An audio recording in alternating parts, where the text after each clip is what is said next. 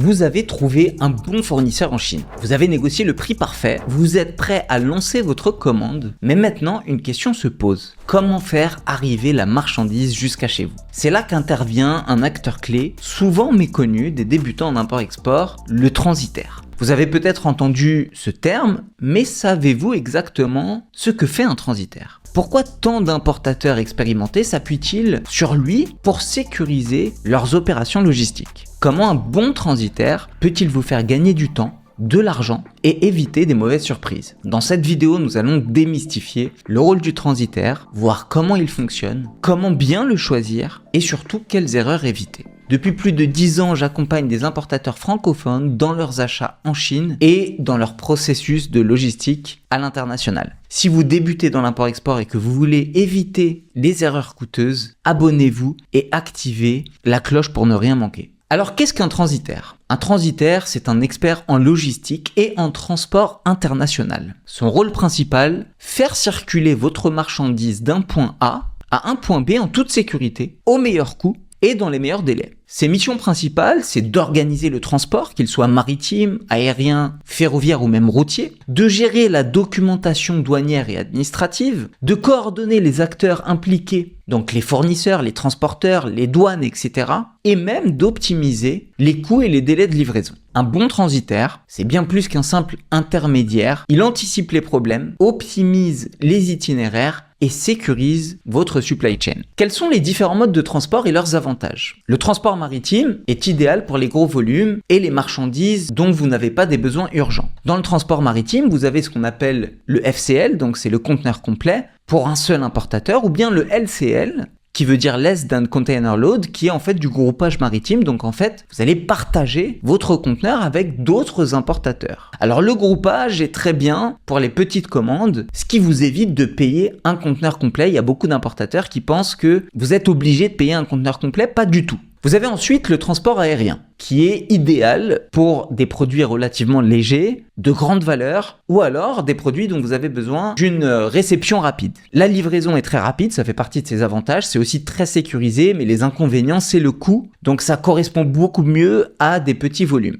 Arrive ensuite le transport ferroviaire. Alors le transport ferroviaire est une alternative intéressante entre le maritime et l'aérien. C'est idéal pour les importateurs qui cherchent un bon compromis entre rapidité et coût, notamment pour l'électronique par exemple, les pièces automobiles, le textile, etc. L'avantage, c'est que c'est plus rapide que le maritime, on parle de 18 à 25 jours contre 35 à 45 jours pour le maritime, et c'est moins onéreux que l'aérien, qui est le mode de transport bien évidemment le plus onéreux des 3 modes de transport. Et puis vous avez aussi un autre mode de transport qui est le transport express, type DHL, FedEx, UPS. Alors c'est très bien pour les petits colis, mais c'est très coûteux sur les gros volumes. Je vais vous donner une règle pour que vous puissiez mieux choisir. Si votre marchandise dépasse 100 kg, privilégiez un transitaire plutôt qu'un transporteur express. Je dis ça parce que je vois encore beaucoup d'importateurs qui, par défaut, manque de connaissances et de contacts, passent par des transports type DHL, ce qui leur fait exploser leur coût de revient. Qu'en est-il de la gestion des risques et des assurances transport proposées par les transitaires? Vous pouvez assurer votre cargaison parce qu'il y a beaucoup d'importateurs qui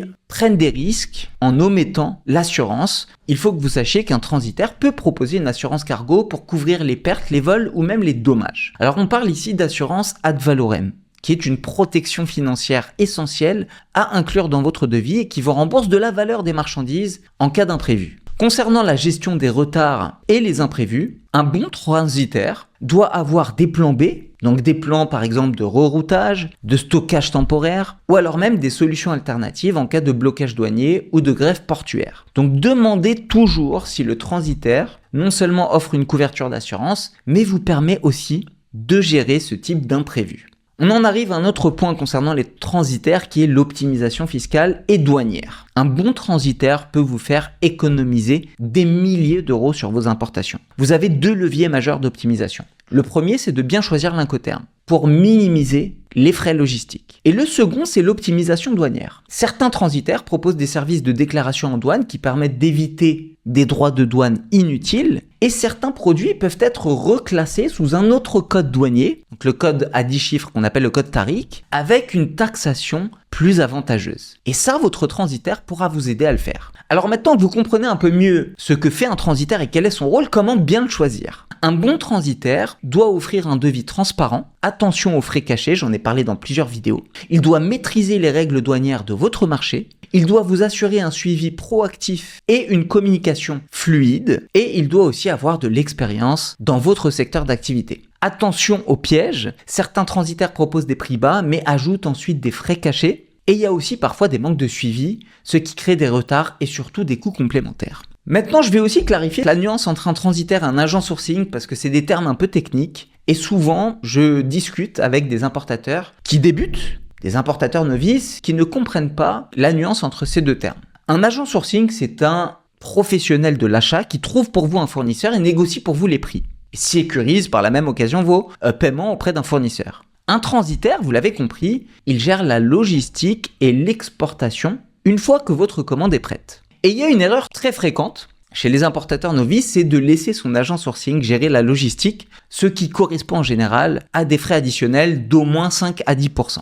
Alors maintenant, quelles sont les erreurs à éviter? Les erreurs fréquentes que je vois souvent chez les débutants. Déjà, c'est de ne pas vérifier les frais cachés lorsque vous demandez un devis logistique. On parle de frais à destination, les charges import, les frais de dégroupage, les surcharges carburant, etc. Ça, c'est une erreur fréquente. La deuxième erreur, c'est de ne pas s'assurer que le transitaire a une licence et des bureaux physiques. De la même manière que vous avez des fournisseurs qui ne sont pas de vrais fournisseurs ou des sourceurs qui ne sont pas des sourceurs mais plutôt des freelances, parfois dans un autre pays que le pays concerné, donc par exemple la Chine, vous avez aussi des pseudo-transitaires qui se font passer pour des agents logistiques qui n'en sont pas. Alors peut-être que le transport va bien se passer, mais vous allez payer des frais additionnels que vous auriez pu éviter. Et il y a aussi une autre erreur, la plus fréquente, c'est d'oublier de clarifier qui s'occupe du dédouanement. C'est votre transitaire qui est censé le faire, mais parfois certains transitaires, pseudo-transitaires, proposent des prestations de fret jusqu'au port de destination. Et au port de destination, vous vous retrouvez devant le fait accompli à devoir vous-même gérer ce qu'on appelle les charges import, donc le dédouanement et tout ce qui s'ensuit.